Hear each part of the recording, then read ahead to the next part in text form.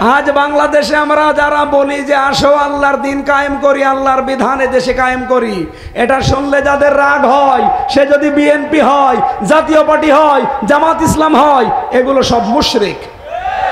হ্যাঁ, কথা বলেন না কেন? আল্লাহর বিধান কায়েম করি এ কথা শুনলে রাগ হয় কাদের? আপনি কি মুশরিক?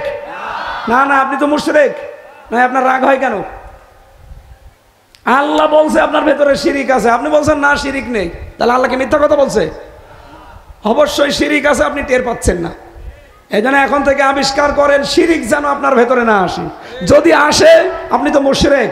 আপনার কাছে দিন কায়েমের কথা শুনলে রাজনীতি মনে হবে, দিন কায়েমের কথা শুনলে ধান্দাবাজি মনে হবে। কথা বলেন না কেন? খাদিজাতুল কুবরা স্ত্রী হিসাবে স্বামীকে বললেন আপনি ভয় পাবেন না। 2 নম্বরে ইন্নাকা লা তাসিলুর রাহিমা, আপনি তো আত্মীয়তার সম্পর্কগুলো ঠিক রাখেন, আপনি ভয় পান কেন? তার মানে এখান থেকে বোঝা যায় যে স্বামী আত্মীয়তার সম্পর্ক, বিশেষ করে রক্তের সম্পর্কগুলো ঠিক রাখে, আল্লাহ তার ভেতর থেকে যত ভয় আছে সব দূর করে দেয়। কিন্তু দুঃখ, বাংলাদেশে আজ আমরা রক্তের সম্পর্কগুলো 100 জনের 99 জন ঠিক রাখতে পারি না আমাদের বর কারণে। ওই যে বউগুলো বসে আছে, আমি জানি ওরা এতক্ষণ চাইছিল, এখন বলবে হুজুর মরুক, আমি মরে যাব, আমার কণ্ঠ দিয়ে কথা বের হয় হোক না হয় না হোক, তা ওদের সাইজ করে যাব। ওদের কারণে 100 জনের 95 জন 99 জন স্বামী তার আত্মীয়তার সম্পর্ক, বিশেষ করে রক্তের সম্পর্ক যাদের, এদের সম্পর্কগুলো ঠিক রাখতে আমরা পারি না। এ দাবির সাথে কারা আছেন দেখি হাত তোলেন তো। এই দেখেন তো পুলিশ হাত তুলেছে কিনা দেখেন। ওই পুলিশরাও ঝামেলায় আছে। পুলিশের বউ কিসব আল্লাহর ওলি? সবাই আমরা আছি ভাই, আমিও হাত তুলতে পারি না, সবাই আমরা আছি। যদিও আমার ম্যাডাম ওইরকম না, এটা রেকর্ড হচ্ছে তো, না বললে দেখা যাচ্ছে আজকে যে বিছানা আলাদা করে দিল। বউ আমার ভালো আছে আলহামদুলিল্লাহ, কিন্তু আমি দেখতে পাচ্ছি এই দেশে প্রতিদিন যেভাবে আমার মোবাইলে কল আসে, হুজুর একটু বলতে পারেন না, এর কারণে তো আমি জাহান্নামী হয়ে যাচ্ছি। ও নিজের আত্মীয় স্বজন আসলে আমার দিয়ে বাজার করায়, ঘাট করায়, কিন্তু আমার কেউ আসলে কিছু করলে ও দেখি মুখ পেঁচার মতো হয়ে যায়। এইরকম ছোট মনের বউ আছে কার? হাত তোলা লাগবে, আমি আজ দেখব। 1 জন 2 জন। হ্যাঁ, আপনার বউ ওই জায়গায় আছে, বাড়ি রেখে এসেছেন কেন? এখানে নিয়ে আসতে পারেননি? ছাদের ওপর থেকে দেখেন আপনার স্বামী হাত তুলেছে কিনা। না ভাই, খুব ঝামেলায় আছে। মোবাইল বন্ধ করে দিই মাঝে মাঝে স্বামীদের কারণে। 100 জন চলে যাচ্ছে মহিলারা, যাক, ওরকম মহিলা লাগবে না। ওই যে একটা চলে যাচ্ছে, যাক, আমার সেই কয়জন আছে এখানে খাদিজাতুল কুবরার মতো লাগবে। হ্যাঁ বলেন বলেন। খাদিজা বলছে আপনি ভয় পান কেন? ইন্নাকা লা তাসিলুর রাহিমা, আপনি তো রক্তের সম্পর্ক ঠিক রাখেন, আর যারা দুনিয়ায় রক্তের সম্পর্কগুলো ঠিক রাখবে আল্লাহর কসম তাদের কোনো ভয় নেই। নবীজি বলেন কোন স্ত্রী যদি চায় যে আমার স্বামী আরো বেশি দিন বেঁচে থাক, আমার স্বামীর সম্মান সম্পদ আরো বেড়ে যাক, সেই স্ত্রী যেন স্বামীকে বারবার বলে স্বামী যাই করো করো, রক্তের সম্পর্কগুলো ঠিক রাখো। এরকম বউ দেশে নেই, খুব কম। আল্লাহ যেন আমাদের মেয়েদেরকে, বউদেরকে এইরকম বানিয়ে দেন, বলেন আমিন। রাজবাড়িবাসী, আপনার স্ত্রী যদি খাদিজার মতো, এখানে খাদিজা 5টা কথা বলেছিলেন স্বামীকে ওই দিন অভয় দিতে। কোন স্বামী সম্পর্কে যদি স্ত্রী এই 5টা কথা বলতে পারে, সেই স্ত্রীর সার্টিফিকেট অনুযায়ী স্বামী যেন মনে করে সে একজন ভালো স্বামী। খাদিজা বলেছিল আপনি ভয় পাবেন না, আল্লাহ আপনাকে কখনোই ভয় দেখাতে পারে না। আমার প্রশ্ন, খাদিজা কি মুসলমান? বলেন না কেন? ঈমান এনেছেন? অথচ এতটুকু একটা বাক্যের ভেতরে হযরতে খাদিজা আল্লাহর নাম বললেন 2 বার। আল্লাহি, আল্লাহর কসম, লা ইউখজিকাল্লাহু আবাদান, আল্লাহ আপনাকে কখনো ভয় দেখাতে পারে না। বলেন তো খাদিজা এতটুকু বাক্যে আল্লাহর নাম বললেন কয়বার? এখনো ঈমান আনেনি, তারপরও বাক্য বললেই তিনি 2 বার আল্লাহর নাম নেয়। অথচ আমরা ঈমানদার, আমাদের মুখে আল্লাহর চাইতে বাবার নাম বেশি। কোন জায়গায় আঘাত দিলাম আপনি টের পেয়েছেন? একেবারে ওই জায়গা মতো কত রশি দিয়ে টাঙিয়ে রেখেছে দেখেন। ওখানে আমার আল্লাহর নামের চাইতে বাবার নামের জিকির বেশি হয়। আমি কমপক্ষে 5 বার গেছি ওখানে, ভেতরে গেছি 2 বার, আর আশপাশে ঘুরেছি 3 বার। আমি দেখতে গিয়েছিলাম যে শিরিকটা কোন পর্যায়ে। আসরের নামাজ পড়ে একবার মসজিদে বসলাম, দেখলাম সবাই ঘুরে বসেছে। আমি ঘুরে নাই, আমি দোয়া পড়ছিলাম, কারণ ফরজ নামাজ শেষ হয়ে গেলেই কিছু দোয়া দরুদ পড়া লাগে। সালাম ফেরানোর পরে আল্লাহুম্মা আমিন না, সালাম ফেরানো হয়ে গেলেই বলবেন আল্লাহু আকবার। কয়বার? 1 বার। আস্তাগফিরুল্লাহ 3 বার। আল্লাহুম্মা আনতাস সালাম ওয়া মিনকাস সালাম তাবারাকতা ইয়া যাল জালালি ওয়াল ইকরাম 1 বার। আয়াতুল কুরসি যেটা আছে সূরা বাকারার 255 নম্বর আয়াত 1 বার। এরপরে প্রায় কয়েকশো দোয়া আছে, যদি মনে থাকে পড়েন, না হলে মাস্ট বি এগুলো পড়বেন। আমি এগুলো পড়ছিলাম, সবাই দেখি ঘুরে পড়েছে। কে গো সবাই এমনি ঘরে কেন পেছনে? শুধু আমি একা বাকি। আমার পাশে যে ছিল বলছে ঘরেন কেন? বাবা এখন তাওয়াজ্জু দেবে। ইমাম সাহেব যিনি আছে উনি একটা আয়াত পড়ছিল, এখান থেকে পিছিয়ে বসুন।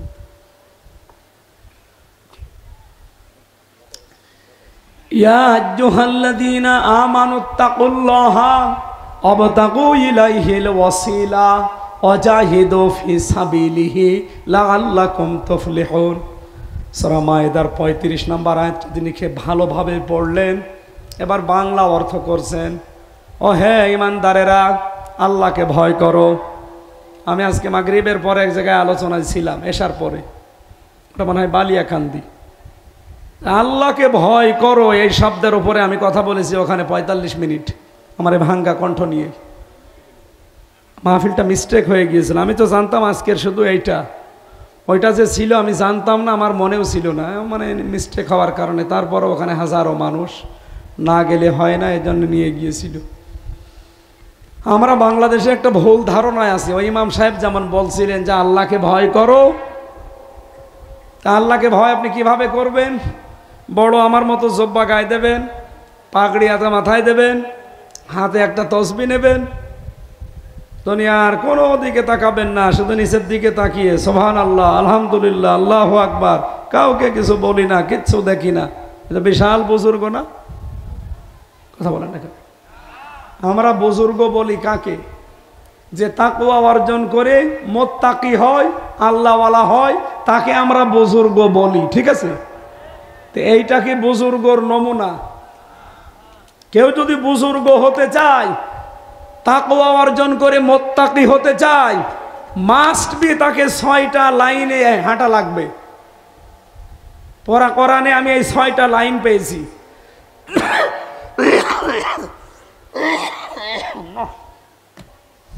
আমার বিষয় ছিল কি, আল্লাহর ধমক 3 শ্রেণীর মানুষের জন্য। 3 প্রকার মানুষ এই পৃথিবীতে যারা আছে তাদেরকে আল্লাহ নিজে ধমকি দিয়েছেন, হুমকি দিয়েছেন। 1 নম্বরে ওয়াইলুল লিকুল্লি হুমাযাতিল লুমাযা। আল্লাহ তাআলা বলেন আমি আল্লাহ নিজে ধমক দিলাম, ধ্বংস হয়ে যা, দুর্ভোগ আযাব নিঃশেষ হয়ে যা, নির্বংশ হয়ে যা, তোরা শেষ হয়ে যা। কারা? 1 নম্বরে হোমাজা, 2 নম্বরে লোমাজা। এখন হোমাজা আর লোমাজা কি? বহু মানুষ অনেকে মনে করে এটা মনে হয় মানুষের নাম। কত মূর্খ মানুষকে আমি নিজে দেখেছি। আমাদের এলাকায় একজন তার 2 মেয়ে জমজ আদর করে নাম রেখেছে হোমাজা লোমাজা। কি গো? নামাজ পড়তে এসেছিল মসজিদে, বললাম যে আপনি জমজ মেয়ে হয়েছে শুনলাম, নাম কি? বলছে কোরআনের নাম হোমাজা আল্লোমাজা। জানেন আপনি কি এর অর্থ কি জানেন? বলছে না, কোরআন পড়তে গিয়ে পেয়েছি। অথচ হোমাজা মানে নিন্দাকারী, আর লোমাজা মানে পেছনে পর নিন্দাকারী। খুব ভালো নাম রেখেছে। সুতরাং এই পৃথিবীতে যারা মানুষের বদনাম করেন, সামনে হোক পেছনে হোক, সামনে করলে হোমাজা, পেছনে করলে লোমাজা, এই বদনাম যারা করেন, এটা যেহেতু মেয়েদের ভেতরে বেশি। কি কথা বললেন না? আপনার বিশ্বাস হচ্ছে না? না, আপনি চলেন, আমি এখনই নিয়ে যাব। ওই যে 1 2 3 4 তলায় যারা আছে, যে দেখেন হয় হোমাজায় আছে নাই লোমাজায় আছে, হয় স্বামীর বদনাম করছে, নাই দেবরের বদনাম করছে, নাই শাশুড়ির বদনাম করছে। সামনে থাকলে হোমাজা হবে, পেছনে করলে কি? আশা করছে এই গোনায় যারা এখনো লিপ্ত হয়ে আছেন, এক্ষুনি তওবা করেন যে না, জীবনে আমি আর কোনোদিন এই গোনা করব না। আপনি কি জানেন, মনে করছেন এ আর কি, এ আর কি মানে? এই গোনা করার কারণে আল্লাহ বলেন কাল্লা লায়ুম বাজান্না ফিল হোতামা, কখনোই না, তোকে আমি হোতামাই দেব। হোতামা মানে আল্লাহিল মুকাদা, এটা আল্লাহর জ্বালানো আগুন। অন্যান্য জাহান্নামও আল্লাহ জ্বালিয়েছে, কিন্তু এটা স্পেশাল ভাবে জ্বালানো। এই আগুনের গুণাগুণ হচ্ছে আল্লাতি তাত্তালিউ আলাল আফইদা, এটা যেখানেই লাগবে আগে কলিজা পুড়ে যাবে। আমাদের কামাল হোতামা, আপনি জানেন কি এটা ভয়ঙ্কর আগুন। সুতরাং এই আগুনে আল্লাহ কাদেরকে দিচ্ছে? মাত্র এই যারা সামনে পেছনে মানুষকে ছোট করে, গেবত করে, পরনিন্দা করে, পরচর্চা করে, অপবাদ দেয়, যে কাজ যে করে নাই তার উপরে দোষটা চাপিয়ে তাকে কালার করে দেয়। বাংলাদেশে এই গোনাটা এখন একটু বেশি চলছে। নিজে অন্যায় করে, অন্যায়টা হয়ে গেলে বলে এর উপরে চাপিয়ে দে। শুনেছেন না আপনি? দেশে কিছু হলে বলে ওদের উপরে দায় চাপিয়ে দে। এই সংস্কৃতি বাদ দেওয়া লাগবে। আপনি হয় হোমাজায় আছেন নাই লোমাজায় আছেন। আল্লাযী জামা মালা ওয়া আদ্দাদা, 3 নম্বরে যারা মাল জমা করে আর বারবার গণনা করে। মাল কি? আমি তাফসিরে পড়েছি 5 প্রকার জিনিসকে মাল বলা হয়। 1 নম্বরে মাল মানে ধন সম্পদ, টাকা পয়সা। 2 নম্বরে মাল মানে অস্ত্র শস্ত্র। 3 নম্বরে মাল মানে লোকবল জনবল। 4 নম্বরে মাল মানে রাষ্ট্রীয় চেয়ার, ক্ষমতার চেয়ার। 5 নম্বরে মাল মানে সম্মান, মর্যাদা। আপনি বলেন তাফসিরে ফি জিলালিল কোরআন, যে 5টা ব্যাখ্যা বললাম, এগুলো যারা জমা করে আর বারবার চিন্তা করে যে এগুলো কেমন হচ্ছে কেমন হচ্ছে, ইয়াহসাবু আন্না মালাহু আখলাদা, ও মনে করে এটা আমার কাছে চিরস্থায়ীভাবে থাকবে এবং আমাকে অমর করে রাখবে। আল্লাহ বলেন কাল্লা, কখনো না। এই মাল যারা জমা করো আর বারবার গণনা করো, মনে করো এই মাল আমাকে অমর করে রাখবে, এটা আমার কাছে স্থায়ীভাবে থাকবে, তাদেরকে আমি হোতামায় প্রবেশ করাবো। বলেন নাউজুবিল্লাহ। তাহলে মাল মানে কি শুধু টাকা পয়সা? মাল মানে কি? লোকবল জনবল। মাল মানে অস্ত্র শস্ত্র। মাল মানে রাষ্ট্রীয় চেয়ার। মাল মানে টাকা পয়সা। মাল মানে সম্মান মর্যাদা। এগুলো যারা উপায় করেন, এক জায়গায় করেন, কামাই করেন আর মনে মনে ভাবেন এগুলো আমার থেকে যাবে, এগুলো যে থাকে নাই তার প্রমাণ আবু লাহাব। কথা বলেন না কেন? আল্লাহ বলেন মা আগনা আনহু মালুহু ওয়া মা কাসাব। আবু লাহাবের যত মাল সে উপার্জন করেছিল একটাও তার কাজে আসে নাই। সায়াসলা নারান যাতা লাহাব, অতি শীঘ্রই আমি তাকে জাহান্নামের লেলিহান অগ্নি প্রবেশ করিয়েছি। অমরাতুহু, ওর স্ত্রীও যেহেতু ওর লাইনে ছিল, এই জন্য তার স্ত্রীকেও তাদের সাথে দিয়েছি। এই জন্য আজ যারা মাল জমা করছেন, বিশেষ করে টাকা পয়সা, অস্ত্র শস্ত্র, জনবল লোকবল, রাষ্ট্রীয় চেয়ার পাওয়ার জন্য মেতে আছেন, মনে করছেন এগুলো স্থায়ীভাবে থাকবে আমাদের কাছে, আপনি আবু লাহাবের মতো জাহান্নামে যাবেন। বলেন বলেন। মাল আপনাকে অমর করে রাখবে না। এই যে কারুনের যে সম্পদ ছিল, আপনি লক্ষ্য করে দেখেন, ওয়াতাইনাহুল কুনুজা মা ইন্না মাফাতিহাহু লাতানু বিল উসবাতি ওয়ালিল কুওয়া। একদল শক্তিশালী যুবক লাগতো তার শুধু মালের চাবি বহন করতে। চাবি যদি শক্তিশালী যুবক লাগে তাহলে আপনি বলেন তো তালা কত ছিল? তালা যদি এরকম বিশাল হয় তো সিন্ধুক বাক্স কত ছিল? এত বড় বিশাল মালের মালিক হওয়ার পরেও সে কিন্তু স্থায়ী হতে পারে না। তাফসীর বলছে ও এক পর্যন্ত মাটির নিচে গাড়তেছে, এখনো পর্যন্ত মাটির নিচে যেতেই আছে, ও কিয়ামত পর্যন্ত মাটির নিচে যেতেই থাকবে। ওকে কি ওর সম্পদ মাল অমর করে রেখেছে? না। আমরাও আশা করছি এই যে তিনটা বিষয়কে আল্লাহ ধমক দিলেন, এই গুনাহ যদি কেউ করে থাকেন নিজেকে একটু বাঁচানোর চেষ্টা করেন। আল ইয়াউমা আকমালতু লাকুম দীনাকুম ওয়া আতমামতু আলাইকুম নি'মাতি ওয়া রাদিতু লাকুমুল ইসলামা দীনা। আল্লাহ তাআলা বলেন আমি আজকের এই দিনে, এটা নাজিল হয়েছে আরাফাত কি ঐতিহাসিক বিদায় হজের দিন, আমি আজকে আমার যত নিয়ামত আছে পরিপূর্ণ করে দিলাম। আমি আজকে থেকে জীবন ব্যবস্থা হিসাবে রাজি এবং খুশি হয়ে গেলাম ইসলামের উপরে। সুতরাং ইসলামে যা আছে আপনি নতুন করে কিছু যোগ করতে পারবেন না। আবার আল্লাহ যা দিয়েছে কেটে সেটে বাদও দিতে পারবেন না। তাহলে আপনি আল্লাহর চাইতে বেশি বুঝবেন। আশা করছি এই কাজে আগামী থেকে কেউ যেন সরাসরি যুক্ত না হয়। আল্লাহ যা দিয়েছে ওইটাই আমরা সন্তুষ্ট কিনা বলেন তো? আরো জোরে বলেন। 5 ওয়াক্ত নামাজ আল্লাহ দিয়েছেন, আপনি দয়া করে 7 ওয়াক্ত বানাতে যাবেন না। এখন যদি বলেন না সেজদা দিলেই তো সওয়াব হয়, কিন্তু বিধানটা কার? নামাজ পড়া যেমন ইবাদত, নামাজ না পড়াও ইবাদত। বেনামাজি যারা আছে তারা তো খুশি যে কাজ হচ্ছে, নামাজ তো পড়ি না। এটা যদি ইবাদত হয়ে থাকে তাহলে তো সাথে আমরা ভালো আছি। বলেন তো নামাজ পড়া ইবাদত, নামাজ না পড়া ইবাদত, এই কথার সাথে আপনারা একমত কিনা? বলেন বলেন। ইন্নাস সালাতা কানাত আলাল মুমিনিনা কিতাবাম মাওকুতা। অবশ্যই আমার মুমিন বান্দা বান্দীদের উপরে 5 ওয়াক্ত নামাজকে নির্ধারিত সময়ে লিখে সই স্বাক্ষর করে দলিল করে দিয়েছি। সুতরাং নামাজ যখন তখন পড়া ফরজ না, নামাজ নির্ধারিত সময়ে পড়া। বলেন বলেন।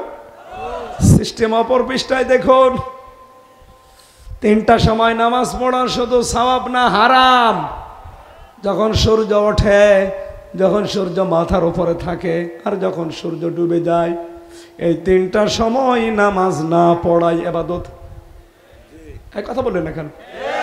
আগেরটা ছিল নামাজ পড়া ইবাদত, আর পরের এই 3 সময় নামাজ না পড়া ইবাদত। এই 3 সময়ে যদি কেউ নামাজ পড়ে তার ঈমান থাকবে। আপনি হারাম কাজ জেনে শুনে করবেন কেন? এমনিতেই কেউ যদি মদ খায় তার কবিরা গুনাহ হবে, কিন্তু জানা শোনার পরে কেউ যদি ডাট নিয়ে অহংকার করে বলে খাবো, তাতে তোর বাবার কি? ওর ঈমান শেষ। কি কথা বলেন না কেন?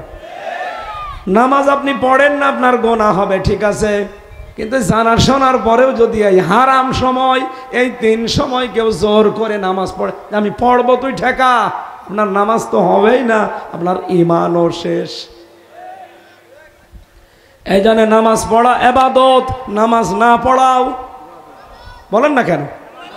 রোজা রাখা যেমন ইবাদত, এই পৃথিবীতে 5টা দিন আছে, ওই 5 দিন রোজা না রাখা ইবাদত।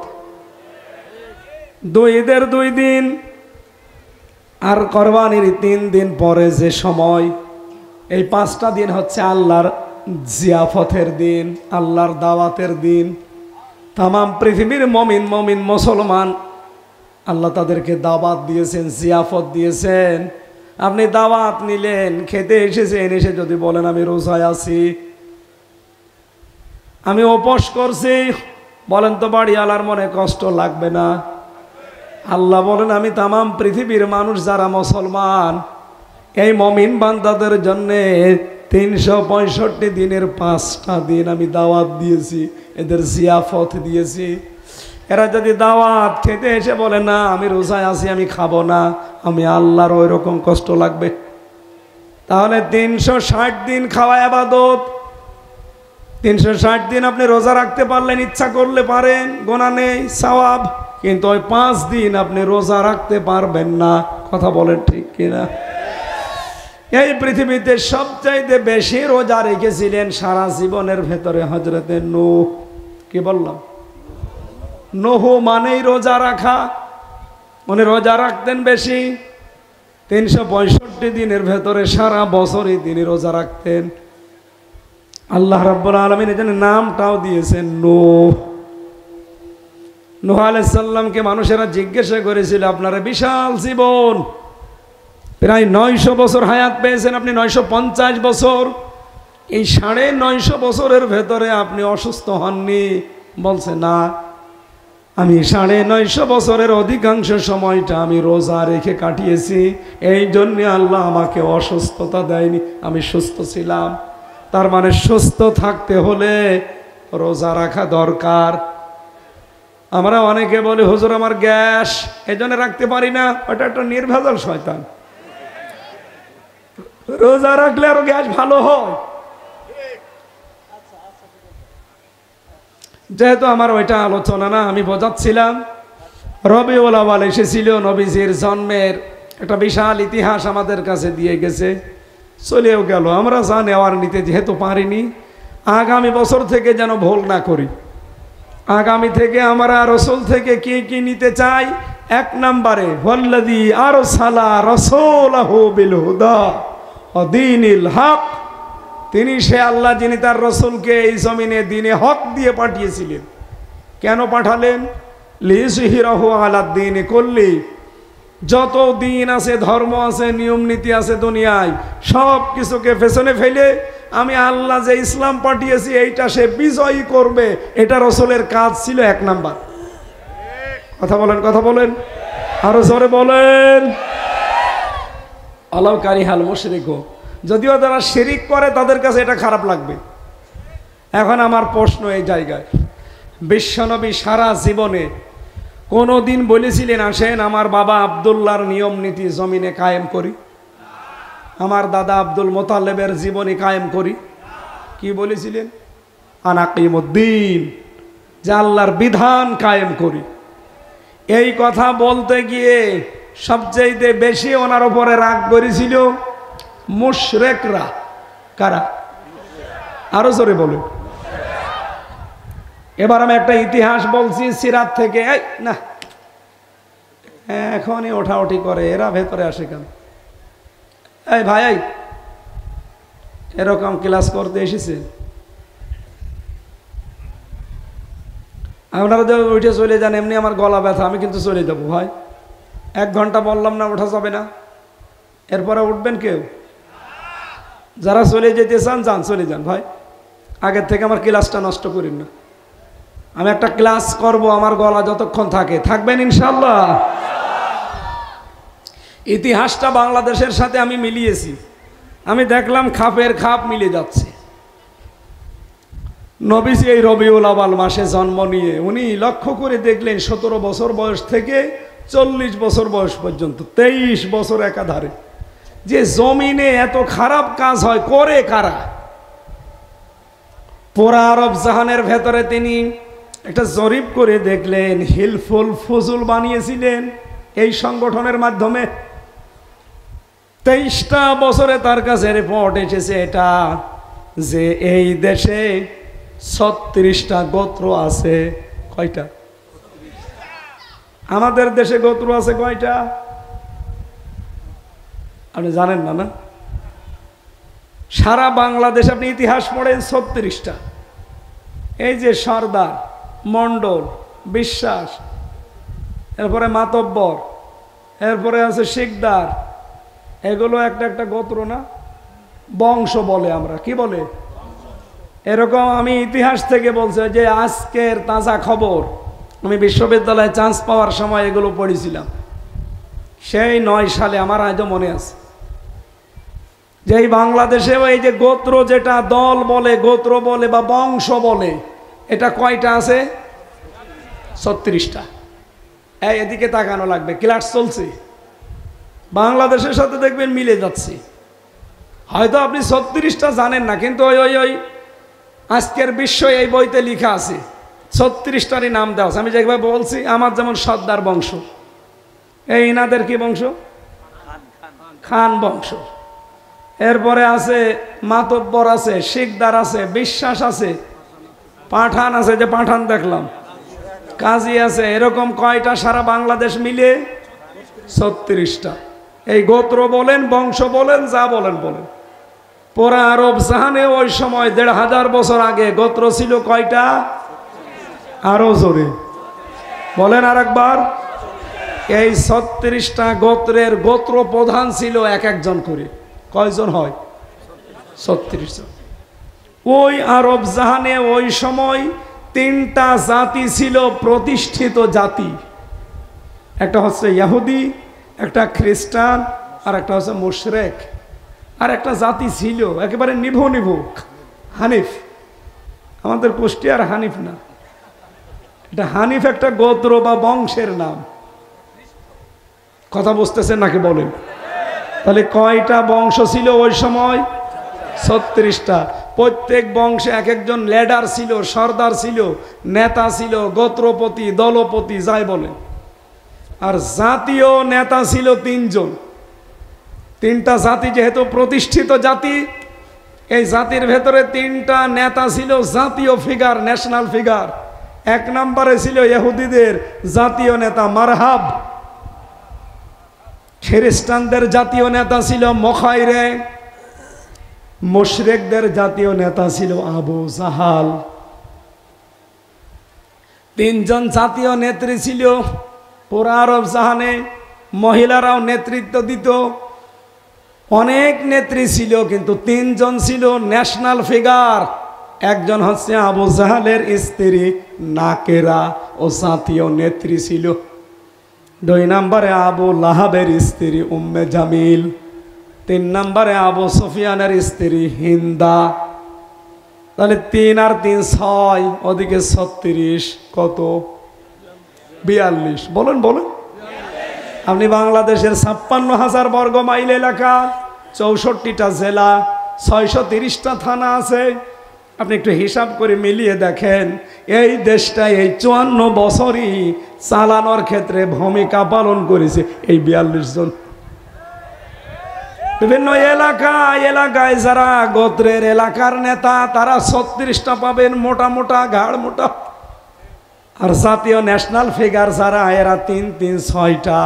আমি দেখেছি জাতীয় নেতা ছিল বঙ্গবন্ধু, জাতীয় নেতা ছিল জিয়াউর রহমান, জাতীয় নেতা ছিল এরশাদ, জাতীয় নেত্রী ছিল শেখ হাসিনা, জাতীয় নেত্রী ছিল খালেদা জিয়া, জাতীয় নেত্রী ছিল রওশন এরশাদ। 3 3 6 আর 36, কত?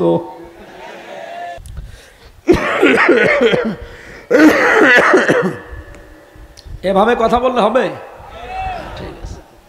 এখন তো সে 18 সালের মতো চিল্লাতে পারছি না, আসি না, আমারও সব শেষ করে দিয়েছে। ওই মহিলার উপরে রাগ হয় এই কারণে। ও নয় হব স্বামীর বাড়ি যে বসে আছে, আমি যাব কার বাড়ি? আমার শরীরও শেষ, আমার এই কণ্ঠটাও শেষ করে দিয়েছে। এমনকি 3 বছর একাধারে প্রত্যেক খাবারে তেঁতুল দিত। ডাল রান্না করে তেঁতুল দেয়, সবজি রান্না করে তেঁতুল দেয়, এমনকি মাছ রান্না করতো তেলাপিয়া আর পাঙাশ, তেঁতুল দেয়। যারা ডাক্তার আছে ওরা জানে, তেঁতুল যদি পুরুষ মানুষ বেশি খায় কি যেন নষ্ট হয়ে যায়। আমি বললাম না, 3 বছরে সেসব জিনিসপত্র সব শেষ করে দিয়েছে। এই মহিলার ভরে রাগ হয় এই কারণে। কি লাভ করলেন আলেমদেরকে জেলে দিয়ে? নিজে তো থাকতে পারলেন না, আর আসতে পারবেন সে গ্যারান্টিও বাংলাদেশে নেই। যা করিয়েছেন আর আজকে যা ফাঁস হয়ে গেছে, এদেশে আপনাকে পেলে কুকুরও পর্যন্ত কামড়াতে যাবে। কি আশ্চর্য! মহিলা জোরে জোরে বলছে যে উপর থেকে গুলি চালান, একেবারে টাটকা রেকর্ড আজকে আদালতে শুনিয়েছে। এটা প্রমাণ যেহেতু হয়ে গেছে, সামনে রায় আসতেছে হাসিনার এই দেশে, এই মহিলা তো আজ পর্যন্ত ফাঁসি এদেশে হয়নি, এই মহিলা দিয়ে শুরু হবে। কারণ আমি আজ পর্যন্ত বাংলাদেশের ইতিহাস পড়ে দেখেছি কোনো মহিলাকে আজও ফাঁসি দেওয়া হয়নি।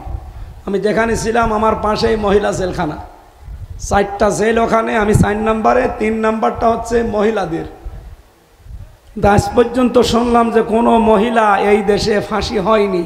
আমার মনে হচ্ছে হাসিনা দিয়ে শুরু হবে। ওরে দেওয়াই দরকার, কারণ ও আয়না ঘর বানিয়েছিল। আপনি বোঝেন আয়না ঘর কি? খালি নাম শুনেছেন। আমি 10 দিন ছিলাম, এ মানুষ ওখানে থাকা সম্ভব না।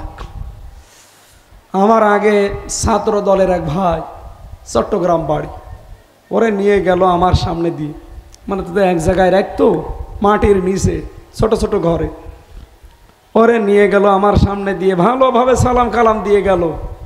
আসার পরে দেখি ন্যাংড়াতে ন্যাংড়াতে আসছে, হাতের এই নখগুলো কিচ্ছু নেই, পায়ের নখগুলো নেই।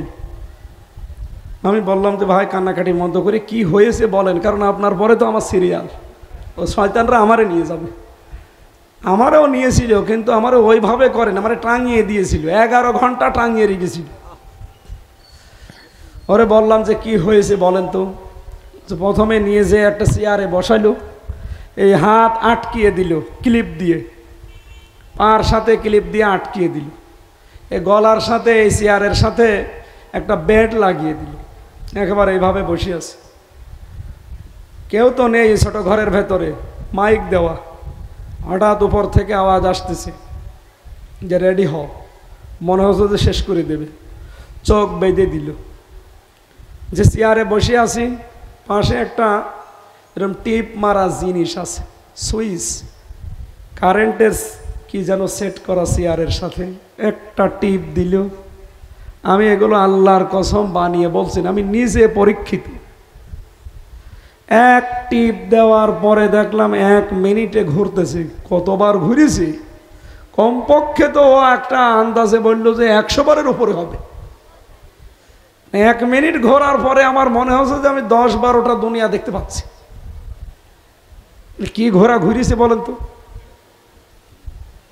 আমার মাথা যখন এলোমেলো, মগজ এলোমেলো করছে, আমি তো কিছু চিনতে পারছি না, সব অন্ধকার দেখছি। হঠাৎ এসে প্লাস দিয়ে এই নখগুলো একটা একটা করে, আমার হাত তো বাঁধা, তুলে নিল, পায়ের নখ তুলে নিল, ফিনকি দিয়ে রক্ত বের হচ্ছিল। এরকম 1 দিন 2 দিন 3 দিন 5 দিন করে ছেড়ে দে না, বছরের পর বছর এভাবে মানুষের উপর অত্যাচার করেছে এই আয়না ঘরে। আর এখন অনেক জালেম বলে যে আয়না ঘর বলে কিছু নেই, ওরে নিয়ে যে 10 বছর রেখে দেওয়া দরকার শয়তান। আমি বললাম আপনার সে রক্ত তো বন্ধ হয়ে গেছে, আপনি কান্দেন কেন? তো হুজুর রক্ত এমনি বন্ধ হয়নি, এই ফিনকি দিয়ে বের হচ্ছিল, ওর উপরে লবণ ছিটিয়ে দিয়েছে। আপনি নিজেকে একটু ওই জায়গায় দাঁড় করান তো, বলেন তো কেমন লাগে? আপনি যে এখন ওই জালেম মহিলার সাফাই গান যে ভালো ছিল, ওরে 70 বার সবাই করলো, আল্লাহর রাগ যাবে না। কোনো কিছুর শাস্তি যদি ওর জীবনে আল্লাহ নাও দেয়, এ আয়না ঘরে যারা 9 বছর 10 বছর 14 বছর, এদের শাস্তি আল্লাহ মাস্ট বি ওরে দেবেই। দুনিয়ায় না দিলেও আখেরাতে দেবে। কারণ এটার তো আর হক বলে ইল্লাহ, হক করলা না, আল্লাহর হক নষ্ট করেনি, ও হক নষ্ট করেছে বান্দার। এ কথা বলে না কেন?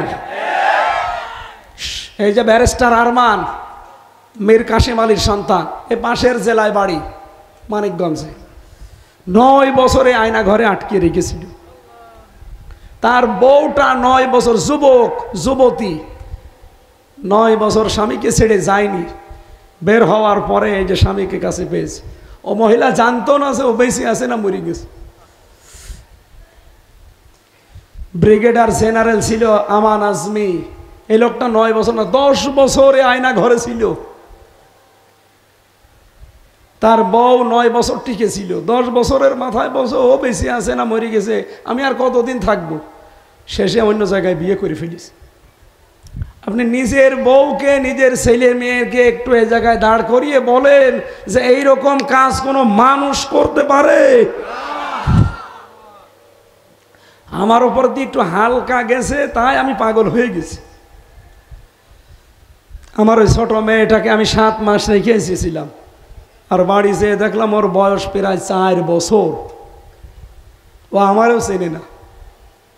ও একবার এই 3 বছরের ভেতরে মাত্র একবার দেখতে গিয়েছিল জেলখানায় আমারে, কিন্তু জালেমরা দেখা করতেও দেয়নি। ওই আদালতে নিয়ে যেত মাঝে মাঝে, তো সামনে যেতে দিত না। ওই যে পিছন ভ্যান যেটাই পুলিশরা নিয়ে যায়, ওই ভ্যানের আবার ফাঁকা ফাঁকা করা আছে জ্বালানায়, ওখান থেকেই যতটুকু দেখতে পারতাম। এই ছোট মেয়েটা তখন মনে হয় খুব বেশি হলে 2.5 বছর হবে, ওই পিছন ভ্যানের ওইটা ধরে ঝুলে থাকতো। এটা মনে হয় আপনারা পত্রিকায় দেখেছিলেন পরবর্তীতে। এইটা গেছে এই 3.5 হাত বডির উপরে, মাথার চুল থেকে পায়ের তালু পর্যন্ত 1 ইঞ্চি জায়গা বাকি নেই। এই জালেমরা যেখানে ওরা টর্চার করে না। আর খাবার দাবার তো বললামই না। আমি যখনও বেঁচে আছি আমার মনে হয় এটা আল্লাহর দয়া। আমার এই মাথার এই সাইডটা মাঝে মাঝে এলোমেলো হয়ে যায়। রংপুরে একবারে যে হাফিজ ছিল আমার সাথে, এই সাইডটা ড্যামেজ হয়ে গিয়েছিল প্রায়। আল্লাহ আবার ঔষধপত্রের মাধ্যমে আল্লাহ আবার দয়া করে ফিরিয়ে দিয়েছে। এখন বারবার বলছে ডাক্তার যে ভাই আপনি কথা বলেন না, যা অবস্থা গলার, এক্সরে করে দেখলাম যে 3-4 দিন আপনাকে একেবারে কিচ্ছু বলা যাবে না, কিছু বললে লিখে দেবেন। এই কঠিন অবস্থায়ও আসার পরে কথা বলতে না পারলে মানুষ যদি মন খারাপ করে কত কষ্ট লাগে নিজের, বলেন তো। হাফিজ তো বারবার আমার সময় আসার সময় বলছেন যে এই কণ্ঠ নিয়ে কথা বলবেন কি করে। আল্লাহ তুমি আমাকে আরেকটু কণ্ঠটা ছেড়ে দাও, বলে না আমিন। আমার ভাইরা, যে কথা তুলেছিলাম আপনাদেরকে বোঝানোর জন্যে, দিন কায়েম করো, দিন কায়েম করো, এ বিধান বিশ্ব নবীকে আল্লাহ দিয়েছিলেন আনাকিমুদ্দিন এই শব্দের মাধ্যমে। কেউ মন খারাপ করে নাই, শুধুমাত্র মন খারাপ করেছিল ওই জামানায় ওই 42 জন মুশরিক নেতা। কথা বলে না কেন? আল্লাহ কোরআনে কারিমে ঠিক ওদের নামে আয়াত দিয়েছেন। এটা সূরা শূরা 25 নম্বর পারা 3 নম্বর পৃষ্ঠা 9 নম্বর লাইনের 13 নম্বর আয়াতের শেষের আগে আছে, কাবুরা আলাল মুশরিকিনা মা তাদউহুম ইলাই। হে নবী, আপনি যেদিকে মানুষকে ডাকেন আসো আল্লাহর বিধান কায়েম করি, এটা শুনলে সবচেয়ে বেশি মন খারাপ হবে মুশরিকদের। আজ বাংলাদেশে আমরা যারা বলি যে আসো আল্লাহর দিন কায়েম করি, আল্লাহর বিধান দেশে কায়েম করি, এটা শুনলে যাদের রাগ হয়, সে যদি বিএনপি হয়, জাতীয় পার্টি হয়, জামাত ইসলাম হয়, এগুলো সব মুশরিক। হ্যাঁ, কথা বলেন না কেন? আল্লাহর বিধান কায়েম করি এ কথা শুনলে রাগ হয় কাদের? আপনি কি মুশরিক? না না, আপনি তো মুশরিক না, আপনার রাগ হয় কেন? আল্লাহ বলছে আপনার ভেতরে শিরিক আছে, আপনি বলছেন না শিরিক নেই, তাহলে আল্লাহকে মিথ্যা কথা বলছে? অবশ্যই শিরিক আছে, আপনি টের পাচ্ছেন না। এই জন্য এখন থেকে আবিষ্কার করেন শিরিক যেন আপনার ভেতরে না আসে। যদি আসে আপনি তো মুশরিক। আপনার কাছে দিন কায়েমের কথা শুনলে রাজনীতি মনে হবে, দিন কায়েমের কথা শুনলে ধান্দাবাজি মনে হবে। কথা বলেন না কেন? খাদিজাতুল কুবরা স্ত্রী হিসাবে স্বামীকে বললেন আপনি ভয় পাবেন না। 2 নম্বরে ইন্নাকা লা তাসিলুর রাহিমা, আপনি তো আত্মীয়তার সম্পর্কগুলো ঠিক রাখেন, আপনি ভয় পান কেন? তার মানে এখান থেকে বোঝা যায় যে স্বামী আত্মীয়তার সম্পর্ক বিশেষ করে রক্তের সম্পর্কগুলো ঠিক রাখে, আল্লাহ তার ভেতর থেকে যত ভয় আছে সব দূর করে দেয়। কিন্তু দুঃখ, বাংলাদেশে আজ আমরা রক্তের সম্পর্কগুলো 100 জনের 99 জন ঠিক রাখতে পারি না আমাদের বর কারণে।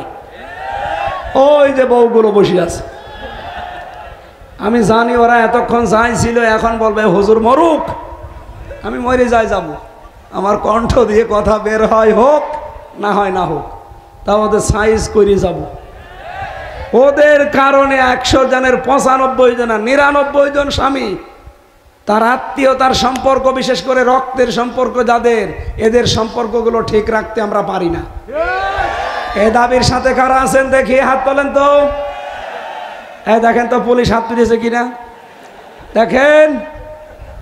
ওই পুলিশরাও ঝামেলায় আছে। পুলিশের বউ কিসব আল্লাহর ওলি, সবাই আমরা আছি ভাই। আমিও হাত তুলতে পারি না, সবাই আমরা আছি, যদিও আমার ম্যাডাম ওইরকম না। এটা রেকর্ড হচ্ছে তো, না বললে দেখা যাচ্ছে আজকে যে বিছানা আলাদা করে দিল। বউ আমার ভালো আছে আলহামদুলিল্লাহ, কিন্তু আমি দেখতে পাচ্ছি এই দেশে প্রতিদিন যেভাবে আমার মোবাইলে কল আসে, হুজুর একটু বলতে পারেন না, এর কারণে তো আমি জাহান্নামী হয়ে যাচ্ছি। ও নিজের আত্মীয় স্বজন আসলে আমার দিয়ে বাজার করায়, ঘাট করায়, কিন্তু আমার কেউ আসলে কিছু করলে ও দেখি মুখ পেঁচার মতো হয়ে যায়। এইরকম ছোট মনের বউ আছে, কার হাত তোলা লাগবে? আমি আজ দেখব, একজন, দুইজন। হ্যাঁ, আপনার বউ ওই জায়গায় আছে, বাড়ি রেখে এসেছেন কেন? এখানে নিয়ে আসতে পারেননি? ছাদের ওপর থেকে দেখেন আপনার স্বামী হাত তুলেছে কিনা। না ভাই, খুব ঝামেলায় আছে। মোবাইল বন্ধ করে দিই মাঝে মাঝে স্বামীদের কারণে। 100 জন চলে যাচ্ছে মহিলারা, যাক, ওরকম মহিলা লাগবে না। ওই যে একটা চলে যাচ্ছে, যাক। আমার সেই কয়জন আছে এখানে খাদিজাতুল কোবরার মতো লাগবে। হ্যাঁ বলেন বলেন। খাদিজা বলছে, আপনি ভয় পান কেন? ইন্নাকা লা তাসিলুর রাহিমা, আপনি তো রক্তের সম্পর্ক ঠিক রাখেন, আর যারা দুনিয়ায় রক্তের সম্পর্কগুলো ঠিক রাখবে, আল্লাহর কসম তাদের কোনো ভয় নেই। নবীজি বলেন, কোন স্ত্রী যদি চায় যে আমার স্বামী আরো বেশি দিন বেঁচে থাক, আমার স্বামীর সম্মান সম্পদ আরো বেড়ে যাক, সেই স্ত্রী যেন স্বামীকে বারবার বলে, স্বামী যাই করো করো, রক্তের সম্পর্কগুলো ঠিক রাখো। এরকম বউ দেশে নেই, খুব কম। আল্লাহ যেন আমাদের মেয়েদেরকে, বউদেরকে এইরকম বানিয়ে দেন, বলেন আমিন। বউগুলো কিভাবে এরকম হবে? আমি জেলখানায় বসে বসে চিন্তা করতাম, কারণ 100 জনের প্রায় 40 জন জেল খাটতেছে শুধু বউর কারণে। এখন যে জল্লাদ আছে ইলিয়াস, ওর চট্টগ্রাম বাড়ি, ওই লোক আজ প্রায় 30 বছর ওর জেল। আগে মার্ডার মামলা তো, বউ মেরে ফেলিছে ও। 30 প্রথমে ফাঁসির আসামি ছিল, এখন যাবজ্জীবন, তার মানে 30 বছর জেল খাটা লাগবে। এর ভেতরে কাজ মাস করে দিলে 22 বছর জেল খাটা লাগবে। ওই লোক বাইরের দেশে ছিল, সৌদি আরবে, কমপক্ষে 12 বছর ও জেলখানায় প্রবেশ করেছে। ওই দেশ থেকে এসে বিয়ে করার 1 বছরের মাথায় ও আমাকে নিজে কেঁদে কেঁদে বলছিল যে জীবনটা আমার শেষ করে দিয়েছে। আমি 12 বছর বাইরের দেশে বিদেশ করলাম, এসে বিয়ে করলাম, 1 বছর পরে আমার বউকে আমি মেরে ফেলেছি।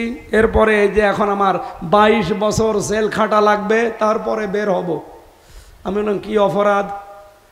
বউ বিয়ে করার পরে আমার মা বাবা, আমার বোন ছিল একটা, এদেরকে কিছু দিলেই বউ মন খারাপ করে, খালি রাগ করে, রাতের বেলা খালি ঝামেলা করে।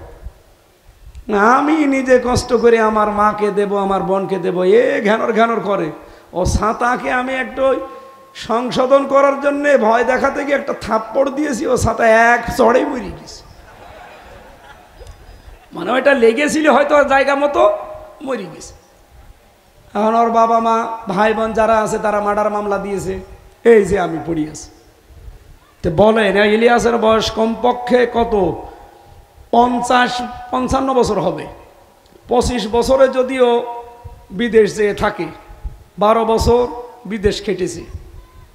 এরপরে প্রায় কত 22 বছর জেল খাটা লাগবে। ওর এখানে প্রায় 12 বছর হয়ে গেছে, এখনো 10 বছর খাটা লাগবে।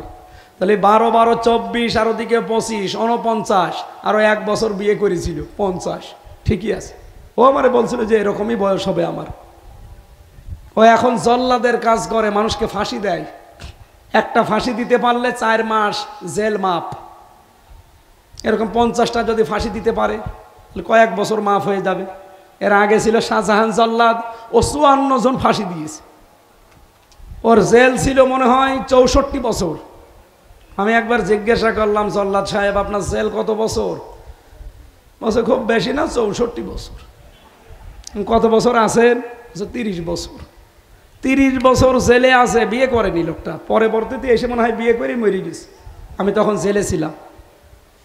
তো এই লোকটা বলেন তো, খুব বড় অপরাধ করে জীবনটা শেষ করে দিল, নাকি একটা ছোট্ট কাজ?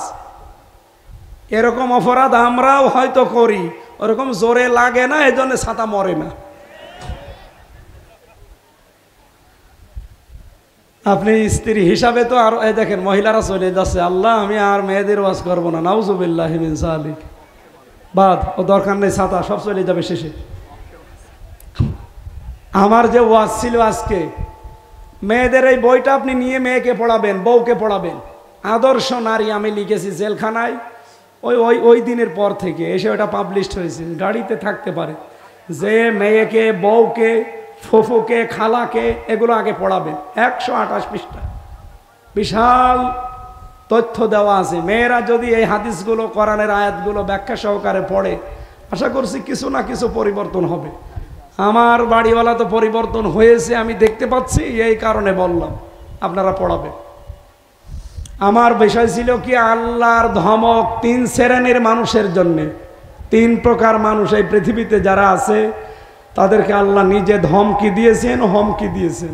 1 নম্বরে ওয়াইলুল লিকুল্লি হুমাযাতিল লুমাযা, আল্লাহ তাআলা বলেন আমি আল্লাহ নিজে ধমক দিলাম, ধ্বংস হয়ে যা, দুর্ভোগ আযাব নিঃশেষ হয়ে যা, নির্বংশ হয়ে যা, তোরা শেষ হয়ে যা। কারা? 1 নম্বরে হুমাযা, 2 নম্বরে লুমাযা। এখন হুমাযা আর লুমাযা কি? বহু মানুষ, অনেকে মনে করে এটা মনে হয় মানুষের নাম। কত মূর্খ মানুষকে আমি নিজে দেখেছি। আমাদের এলাকায় একজন তার 2 মেয়ে যমজ, আদর করে নাম রেখেছে হুমাযা, লুমাযা। কি গো, নামাজ পড়তে এসেছিল মসজিদে, বললাম যে আপনি যমজ মেয়ে হয়েছে শুনলাম, নাম কি? বলছে কোরআনের নাম হুমাযা আর লুমাযা। জানেন আপনি কি এর অর্থ কি জানেন? না, কোরআন পড়তে গিয়ে পেয়েছি। অথচ হুমাযা মানে নিন্দাকারী, আর লুমাযা মানে পেছনে পর নিন্দাকারী। খুব ভালো নাম রেখেছে। সুতরাং এই পৃথিবীতে যারা মানুষের বদনাম করেন, সামনে হোক পেছনে হোক, সামনে করলে হুমাযা, পেছনে করলে লুমাযা, এই বদনাম যারা করেন, এটা যেহেতু মেয়েদের ভেতরে বেশি। কি কথা বললেন না? আপনার বিশ্বাস হচ্ছে না? না, আপনি চলেন, আমি এখনই নিয়ে যাব। ওই যে 1, 2, 3, 4 তলায় যারা আছে, যে দেখেন হয় হুমাযায় আছে, নাই লুমাযায় আছে। হয় স্বামীর বদনাম করছে, নাই দেবরের বদনাম করছে, নাই শাশুড়ির বদনাম করছে। সামনে থাকলে হুমাযা হবে, পেছনে করলে কি? আশা করছে এই গুনায় যারা এখনো লিপ্ত হয়ে আছেন, এক্ষুনি তওবা করেন যে না, জীবনে আমি আর কোনোদিন এই গুনাহ করব না। আপনি কি জানেন, মনে করছেন এ আর কি, এ আর কি মানে? এই গুনাহ করার কারণে আল্লাহ বলেন কাল্লা লা ইউমবাযান্না ফিল হুতামা, কখনোই না, তোকে আমি হোতামাই দেব। হোতামা মানে আল্লাহিল মুকাদা, এটা আল্লাহর জ্বালানো আগুন। অন্যান্য জাহান্নামও আল্লাহ জ্বালিয়েছে, কিন্তু এটা স্পেশাল ভাবে জ্বালানো। এই আগুনের গুণাগুণ হচ্ছে আল্লাতি তাত্তালিউ আলাল আফইদা, এটা যেখানেই লাগবে আগে কলিজা পুড়ে যাবে। আমা আদরাকামাল হোতামা, আপনি জানেন কি এটা ভয়ঙ্কর আগুন। সুতরাং এই আগুনে আল্লাহ কাদেরকে দিচ্ছে? মাত্র এই যারা সামনে পেছনে মানুষকে ছোট করে, গেবত করে, পরনিন্দা করে, পরচর্চা করে, অপবাদ দেয়, যে কাজ যে করে নাই তার উপরে দোষটা চাপিয়ে তাকে কালার করে দেয়। বাংলাদেশে এই গোনাটা এখন একটু বেশি চলছে। নিজে অন্যায় করে, অন্যায়টা হয়ে গেলে বলে এর উপরে চাপিয়ে দে। শুনেছেন না আপনি? দেশে কিছু হলে বলে ওদের উপরে দায় চাপিয়ে দে। এই সংস্কৃতি বাদ দেওয়া লাগবে। আপনি হয় হুমাযায় আছেন, নাই লুমাযায় আছেন। আল্লাযী জামাআ মালা ওয়া আদ্দাদা, 3 নম্বরে যারা মাল জমা করে আর বারবার গণনা করে। মাল কি? আমি তাফসিরে পড়েছি 5 প্রকার জিনিসকে মাল বলা হয়। 1 নম্বরে মাল মানে ধন সম্পদ, টাকা পয়সা। 2 নম্বরে মাল মানে অস্ত্র শস্ত্র। 3 নম্বরে মাল মানে লোকবল, জনবল। 4 নম্বরে মাল মানে রাষ্ট্রীয় চেয়ার, ক্ষমতার চেয়ার। 5 নম্বরে মাল মানে সম্মান, মর্যাদা। আপনি বলেন তাফসিরে ফি জিলালিল কোরআনে যে 5টা ব্যাখ্যা বললাম, এগুলো যারা জমা করে আর বারবার চিন্তা করে যে এগুলো কেমন হচ্ছে কেমন হচ্ছে, ইয়াহসাবু আন্না মালাহু আখলাদা, ও মনে করে এটা আমার কাছে চিরস্থায়ীভাবে থাকবে এবং আমাকে অমর করে রাখবে। আল্লাহ বলেন কাল্লা, কখনো না। এই মাল যারা জমা করো আর বারবার গণনা করো, মনে করো এই মাল আমাকে অমর করে রাখবে, এটা আমার কাছে স্থায়ীভাবে থাকবে, তাদেরকে আমি হোতামায় প্রবেশ করাবো। বলেন নাউজুবিল্লাহ।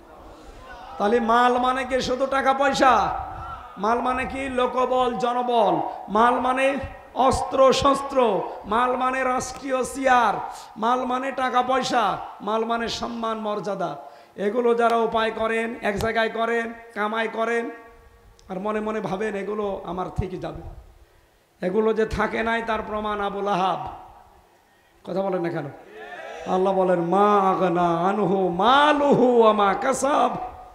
আবু লাহাবের যত মাল সে উপার্জন করেছিল একটাও তার কাজে আসে নাই। সায়াসলা নারান যাতা লাহাব, অতি শীঘ্রই আমি তাকে জাহান্নামের লেলিহান অগ্নি প্রবেশ করিয়েছি। অমরাতুহু, ওর স্ত্রীও যেহেতু ওর লাইনে ছিল এই জন্য তার স্ত্রীকেও তাদের সাথে দিয়েছি। এই জন্য আজ যারা মাল জমা করছেন, বিশেষ করে টাকা পয়সা, অস্ত্র শস্ত্র, জনবল, লোকবল, রাষ্ট্রীয় চেয়ার পাওয়ার জন্য মেতে আছেন, মনে করছেন এগুলো স্থায়ীভাবে থাকবে আমাদের কাছে, আপনি আবু লাহাবের মতো জাহান্নামে যাবেন। বলেন বলেন। মাল আপনাকে অমর করে রাখবে না। এই যে কারুনের যে সম্পদ ছিল আপনি লক্ষ্য করে দেখেন, আতাইনাহুল কুনুজা মা ইন্না মাফাতিহাহু লাতানু বিল উসবাতি ওয়ালিল কুওয়া। একদল শক্তিশালী যুবক লাগতো তার শুধু মালের চাবি বহন করতে। চাবি যদি শক্তিশালী যুবক লাগে তাহলে আপনি বলেন তো তালা কত ছিল? তালা যদি এরকম বিশাল হয় তো সিন্ধুক, বাক্স কত ছিল? এত বড় বিশাল মালের মালিক হওয়ার পরেও সে কিন্তু স্থায়ী হতে পারে না।